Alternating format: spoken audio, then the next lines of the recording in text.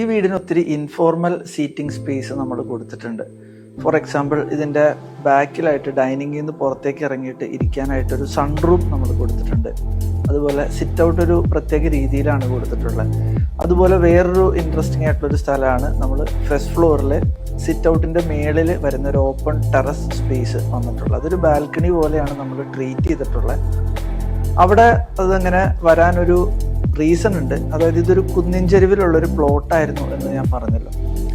അപ്പോൾ ഇത് ആക്ച്വലി അത്യാവശ്യം നല്ലൊരു ഹൈറ്റിലാണ് ഈ പ്ലോട്ട് നിൽക്കുന്നത്. അപ്പോൾ നമ്മുടെ ടെറസിൽ വന്ന് ഇരുന്ന് കഴിഞ്ഞാൽ നമുക്കിതിൻ്റെ ചുറ്റും നിറയെ മലകളാണ്. അപ്പോൾ മലയുടെയൊക്കെ ഇടയിൽ കൂടെയുള്ളൊരു വാലി വ്യൂ ഈ ഒരു ടെറസിൽ വന്നിരുന്നാൽ കിട്ടും. അത് വൈകുന്നേരങ്ങളിലൊക്കെ ഒരു കപ്പ് ചായ ആയിട്ട് അവിടെ വന്നിരിക്കാൻ ഭയങ്കര രസമാണ്.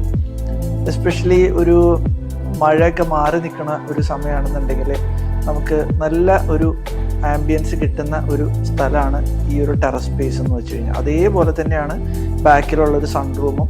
നമുക്ക് ഒരു റിലാക്സ്ഡ് ആയിട്ട് വരുന്ന ഒരു ബുക്ക് വായിക്കാനോ അല്ലെങ്കിൽ ഒരു ലാപ്ടോപ്പിൽ ഇരുന്ന് എന്തെങ്കിലും വർക്ക് ചെയ്യണമെന്നുണ്ടെങ്കിലോ അല്ലെങ്കിൽ വെറുതെ കാഷ്വലായിട്ട് നമ്മൾക്ക് നമ്മളുടെ ഒരു ഫ്രീ ടൈം എൻജോയ് ചെയ്യണമെന്നുണ്ടെങ്കിലൊക്കെ ഒന്നിരിക്കാൻ പറ്റിയ ഒരു നല്ല ഒരു വൈബുള്ള ഒരു സ്ഥലമാണ് ഈ സൺറൂം എന്ന് പറഞ്ഞു കഴിഞ്ഞാൽ.